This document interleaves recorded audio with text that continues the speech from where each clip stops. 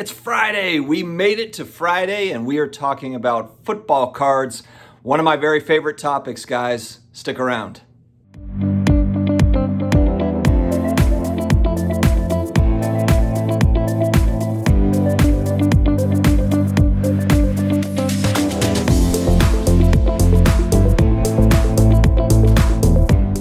Hello to all my sports card collector, investor, all my collectibles friends. Thank you very much for joining me on this beautiful Friday. We've made it to the end of the week, almost to the weekend. I can't believe it. This week has really zoomed by.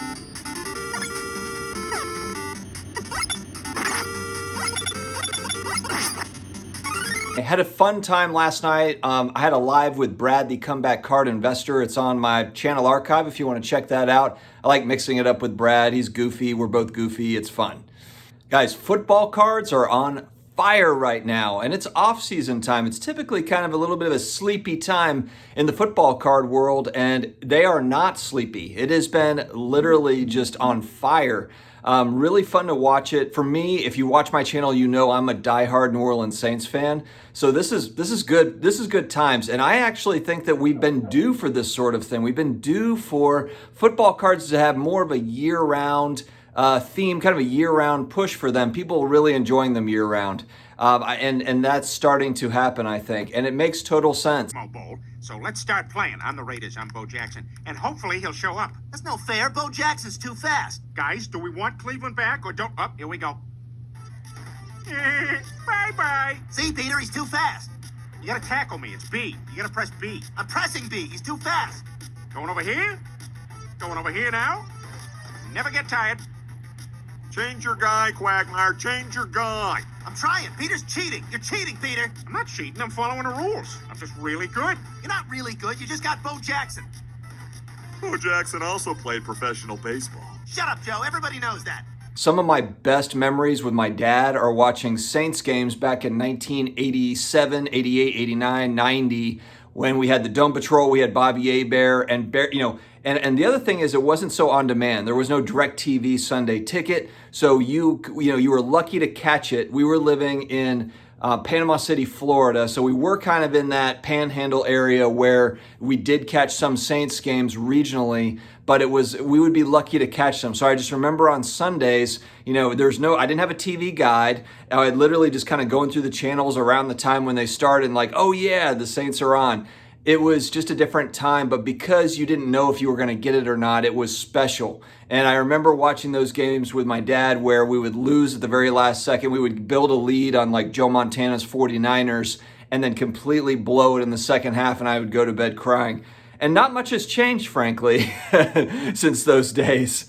But that's kind of the early nostalgia. Football cards were my big thing. That was my first love, and then basketball cards being second. But my first love was 89 score football when I could get them, 89 pro set. Those were kind of the sets that really got me started on football cards. And I love the sport. It's America's pastime. I know the baseball people will jump on me about it, but there's nothing more fun to me than Sundays, barbecuing, cooking out, watching games, hanging out with my friends and my family. That's what life is about. So, am I surprised that football cards are finally catching on year-round? Not really, and I'm thankful for it. I'm very happy for it. And I think that a lot of it is speculation on young QBs. There's never been a time in the NFL that I can remember anyway where all these teams have their franchise quarterback. I mean, if you just look at the league today, let's just take a look at the AFC North as an example. You've got Lamar Jackson with the Ravens. You've got Baker Mayfield with the Browns. You've got Joe Burrow with the Bengals, and then, of course, you've got Roethlisberger with the Steelers. That's just one example, but that's four teams that are going into the season with hope, that they've got their guy, and that's across the league, really. There's very few teams that don't have a franchise quarterback or at least a backup quarterback that's really done some good things, that you've got some hope for. Even if you look at, the top 3, top 4 teams picking in the draft with the Jags being number 1, they're going to pick Trevor Lawrence. And even if you're a Jags fan, you're like, oh man, we just haven't been good in a while. Trevor Lawrence gives you hope. Do you think you're going to the Super Bowl this year? Probably not. But do you think you can be competitive with your young, franchise QB? yeah, you've got some hope. And the Jags have some good receivers. They've got some building blocks. So there is excitement for every single team in the NFL heading into this season. And the young QB kind of carousel, you look at like Tom Brady at the top of that mountain. It was Drew Brees, but he retired. Now it's Tom Brady. I have to throw that in for my Bucks fans out there.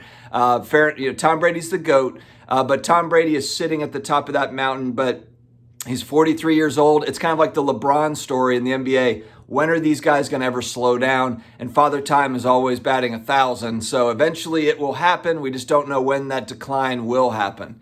But you've got a lot of young QBs that are who's going to be next in line, who's taking the helm outside of Patrick Mahomes. Who are the other guys that are going to step up and really kind of be those next guys in the NFL? And that's what's fun to speculate on right now. So yeah, the talent gap in the NFL, it's never been closer, in my opinion. I just think that every team, outside of maybe a bottom 3 or 4 teams, maybe 5 teams in the entire NFL have a shot at being a playoff team and maybe even getting to the Super Bowl if they catch a few breaks. Injuries play such a huge role in the NFL, so you can have the best roster, but if you're riddled with injuries, you can be sitting in last place picking in the top 5 of the draft. That's what's really kind of interesting. The parity of the NFL is you can literally have the best team on paper, and if you get that injury bug, you're not going anywhere. Whereas, and that's with all sports, but football especially, because it's the ultimate team sport. You've got to have the lines playing well, offensive, defensive. Yeah, your quarterback's leading the team, but then you've got to have skill players. You've got to have a good defense. There's so many different things that go into NFL play. And the talent gap has never been tighter. So that also is a very fun element. Shout out to one of my hobby friends, another great YouTube channel, Andy at the Fantasy Football Card Quest. And he talks about skill players. He started about a year ago with his YouTube channel. And really since, skill players have become a thing. It's an extension of fantasy football, which I enjoy. Football cards have become an extension of fantasy football, whether it be with, of course, you've got QBs, but you've got a lot of skill players. Even defensive players are kind of fun to speculate on. Now, it didn't carry over the same way this last season as I think was expected. There was speculation leading up to the season, and then you had skill players get hurt like McCaffrey, Saquon Barkley. Those are two of they were probably the top 2 fantasy running backs outside of Alvin Kamara, the number 1 fantasy running back. Those guys being big names and then getting hurt, I think it kind of took a little of the wind out of the sails. Just a reminder that in the NFL, injuries happen. You're going to have guys get hurt, and that's part of the risk. But I think that that's going to carry over again this year, and I think that it's going to be stronger. I think that it's going to continue to build on itself. The skill players, people buying the rookie cards of wide receivers. I had people in my chat, as much as I do not like Mike Evans as a Saints fan, but there's a lot of people that have bought into, Mike Evans RPAs and Mike Evans rookie cards.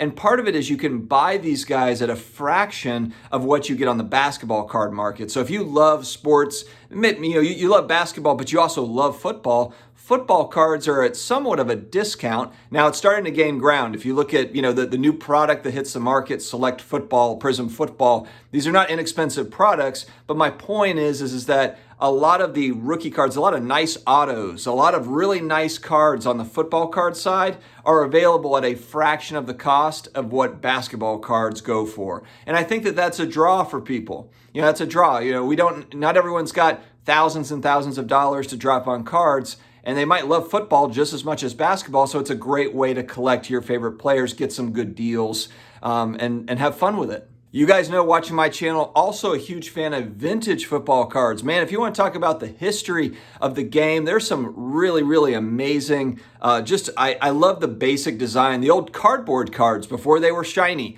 Go back to some of those 60s, 70s, 80s. If you want to go back even further, the most expensive card I've got right now is a Jim Brown rookie card, a PSA 3, and it's worth about $2,000 roughly. I bought it 2.5 years ago for $212. And I want to hang on to that one. That's just a really cool card. I've also got a Joe Montana rookie card and a PSA 8. I've got a lot of vintage football cards, lower level stuff that I just really enjoy owning. And it's stuff like, Marcus Allen rookie cards, Howie Long rookie card, Thurman Thomas rookie card, Barry Sanders, Troy Aikman. And these are Hall of Fame players. You can get a lot of great Hall of Fame players in high grades, frankly. PSA 9s, maybe, especially if you go PSA 8. PSA 8s are widely available in very, very reasonable prices. So it's just a matter of what do you like to collect. From an investment standpoint, maybe you're being a little bit more picky on some of those players. Maybe you're going with Jerry Rice rookie cards or something. So football cards bring all the fun. It's all the nostalgia. It's a game that we love to watch. And they're really kind of, it's a subset of sports cards that has not gotten the hobby love, so to speak, especially for vintage cards, or even just kind of some of the not the brand new players, but go back a few years, going back 3 years, 5 years, 7 years. There are some great price points out there. And so check it out. If you are new to football cards, maybe you're just getting back into the hobby over the last 30 years, there's people that, of course, there's a nostalgia factor with a lot of people. I'm about to turn 40, so there's kind of that, that junk wax era nostalgia where we were all collecting the Barry Sanders and the Troy Aikmans of the world, and now you've got these exciting new players. There is an element of that, but definitely check that out. If you're a basketball card person, you're a hockey card person, you're a baseball card person, football cards have their place, and they're starting to really kind of get more of that hobby love, and I love to see it. I love to see it. I hope that football cards keep on moving up in popularity because I love to collect them, and I think that they're due. So, guys, thank you very much for joining this video today. We like to end on a positive note, so just keep in mind, no matter what, don't be so hard on yourself every single day. Just do the best that you can, one day at a time, 1 hour at a time, 1 minute at a time. Let's just focus on being great people every single day. Be consistent. Brick by brick, build the thing, whether it's your personal life, professional life. Nothing happens overnight. There are no get rich quick deals out there. It doesn't happen like that. So just keep on just doing the little things, and the little things add up to be big things over time. That's what I've learned, and that's what I've been taught. And it's proven to be true when I've stuck with something. And that's really kind of the key to it. If it's something that you love, you're passionate about, then it's worth it. It's worth your time. It's worth your effort. So guys, have an amazing, amazing weekend. I'll see you again tomorrow. Stay awesome.